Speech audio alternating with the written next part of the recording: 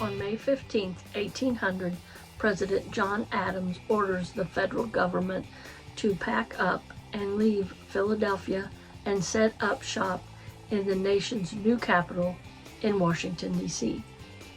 Today is May 15th, 2024, and I would like to bring you this day in history. After Congress adjourned its last meeting in Philadelphia on May 15th, Adams told his cabinet to make sure Congress and all federal offices were up and running smoothly in their new headquarters by June 15, 1800. Philadelphia officially ceased to serve as the nation's capital as of June 11, 1800. At the time, there were only about 125 federal employees. Official documents and archives were transferred from Philadelphia to the new capital by ship over island waterways. President and Mrs. Adams did not move into the unfinished President's Mansion until November of that year. Settling into the White House was a challenge for the new First Lady. In December, Abigail Adams wrote to a friend later she had to line dry their clothes in what eventually became the East Room. Now I'd like to bring you yet another This Day in History. On May 15, 1942, Lieutenant Ronald Reagan, a cavalry officer, applies for reassignment to the Army Air Force, where he would eventually put his thespian background to use on World War II propaganda films. The transfer was approved on June 9, 1942, and Reagan was given a job as a public relations officer for the 1st Motion Picture Unit.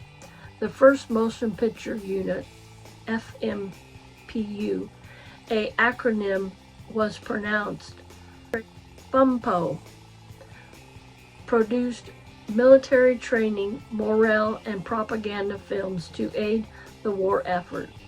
BUMPO released Frank Capra's Why We Fight series and a document of the bomber Memphis Belle, the crew of which completed a standard-setting 25 bombing missions in Europe. The films were screened on domestic training grounds and in troop camps overseas, as well as in movie theaters at home. Another film, Air Force, which was later renamed Beyond the Line of Duty, conveyed the true story of heroic feats of aviator Shorty Willis and his crew, featuring narration by Ronald Reagan. The documentary, originally intended to promote investment in war bonds, won an Academy Award in 1943 for Best Short Subject. Reagan went on to narrate or star in 3 more shorts for FMPU, including For God and Country, Cadet Classification, and The Rear Gunner. Reagan also appeared as Johnny Jones in the 1933 full-length musical film, This Is the Army. Now I'd like to bring you yet another This Day in History. On May 15, 1942, gasoline rationing began in 7 eastern states as an attempt to help the American war effort during World War II. By the end of the year, President Franklin D. Roosevelt had ensured that mandatory gasoline rationing was in effect in all 48 states. America had been debating its entrance into World War II until the Japanese attack on Pearl Harbor on December 7, 1941. The following day, Congress almost unanimously approved Roosevelt's request for declaration of war against Japan, and 3 days later, Japan's allies, Germany and Italy, declared war against the United States.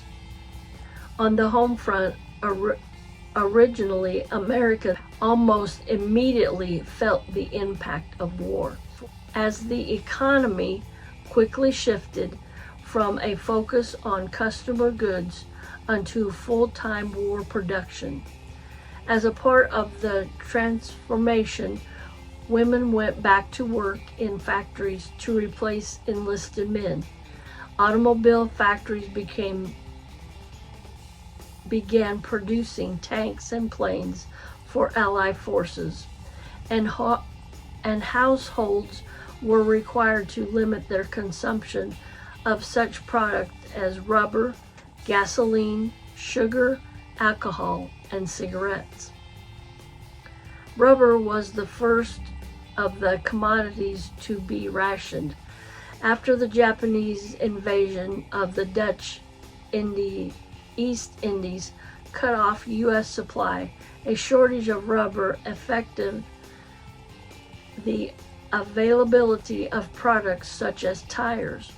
Rationing gasoline, it was reasoned, would conserve rubber by producing the number of miles Americans drove. At first, the government urged voluntary gasoline rationing, but by the spring of 1942, it had become evident that these efforts were insufficient.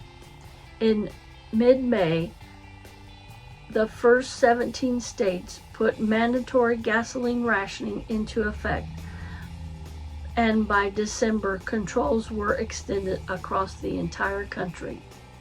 Ration stamps for gasoline were issued by local boards and passed to the windshield of a family or individual's automobile.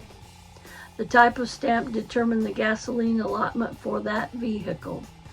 Black stamps, for example, signified non-essential travel and mandated no more than 3 gallons per week, while red stamps were for workers who needed more gas, including policemen and mail carriers.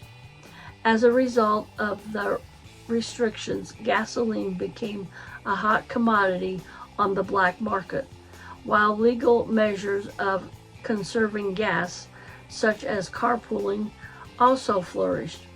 In a separate attempt to reduce gas consumption, the government passed a mandatory wartime speed limit of 30 miles per hour, known as the victory speed. I want to thank you for watching today, and as always, stay safe and stay blessed. And remember to smile, because I love you, but more importantly, our Lord and Savior Jesus Christ loves you, and that's the best love you can have. If you like the content of this video, please give it a and comment down below. Those 2 things really help my channel, but what really helps me out is if you subscribe. Come on over and be a part of our little serendipity subby family we have here.